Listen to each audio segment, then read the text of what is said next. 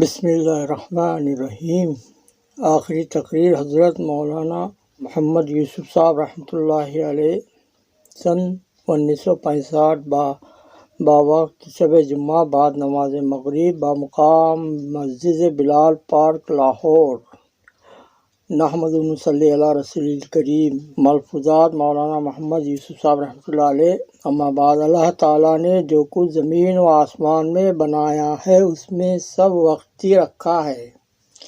وقتی پیٹ بھرنا، وقتی پیاس بجھانا، وقتی عزت، وقتی ذلت، وقتی موت، وقتی حیات، تھوڑی سی دیر کے لیے تندرستی ہے پھر بیماری ہے، تھوڑی دیر لذت پھر تکلیف آتی ہے، وقتی پرورش اور وقتی حاجتوں کا پورا ہونا دنیا کی چیزوں میں رکھا ہے۔ اور انسان میں جو کچھ رکھا ہے وہ وقتی بھی ہے اور ابدی بھی ہے۔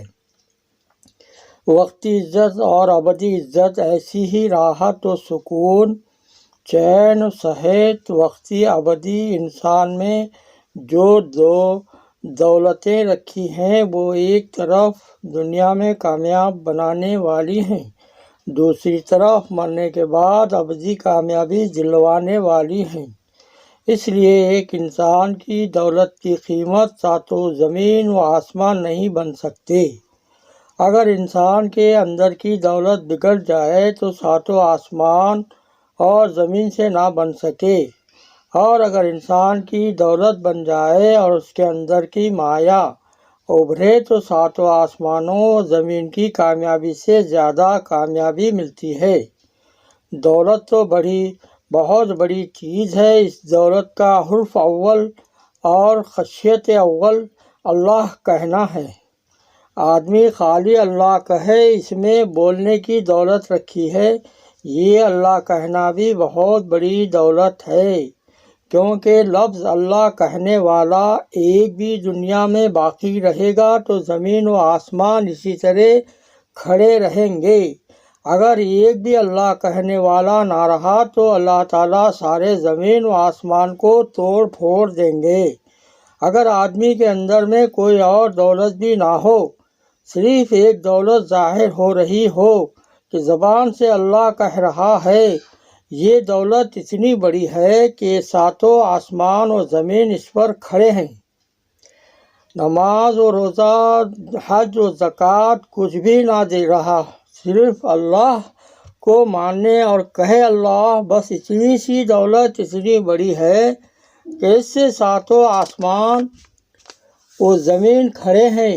اگر اتنی دولت بھی نہ رہے تو 5 ارب انسان بھی ہوں تو وہ بھی مریں گے، دریا خشک ہو اور ہوا کے سارے جانور، جمادات، نباتات سب ختم ہوں گے۔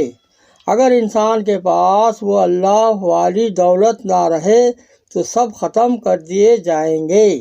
ایک اللہ کہنا اتنی بڑی دولت ہے کہ آسمان و زمین اس پر قائم ہیں۔ قرآن مجید میں ہے، ان الذین قالوا ربنا اللہ ثم استقاموا تتنزل علیہم الملائکۃ الا تخافوا ولا تحزنوا وابشروا بالجنۃ التی کنتم توعدون۔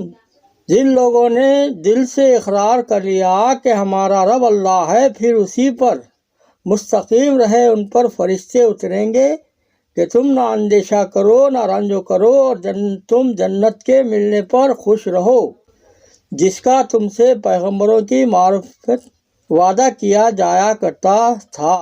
اللہ رب ہیں، یہ لفظ نہیں بلکہ ایک محنت ہے۔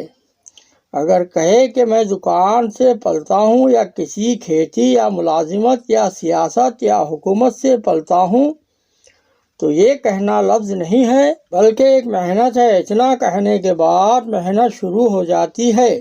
زمین خریدتا ہے، ہل چلاتا ہے، غلہ لا کر بیچتا ہے، جانور اور مکان خریدتا ہے، نکاح کرتا ہے۔ غرض اس لفظ کے پیچھے لمبی چوڑی محنت کی زندگی ہے۔ ایسے ہی جب کہا کہ ہمارے رب اللہ ہیں تو بات ختم نہ ہوئی بلکہ یہاں سے شروع ہوئی کہ جب اللہ پالنے والے ہیں تو غیروں سے پلنے کا یقین نکالو۔ یہ پہلی محنت ہوئی کہ میں زمین و آسمان اور اس کے اندر کی چیزوں سے نہیں پلتا بلکہ اللہ سے پلتا ہوں۔ اس کو محنت کر کے دل کا یقین بناؤ۔ اس یقین کو رگ و ریشے میں اتارنے کے واسطے محمد الرسول اللہ صلی اللہ علیہ وسلم ہیں۔ اللہ عمل کی توفیق عطا فرمائے۔ سبحان اللہ۔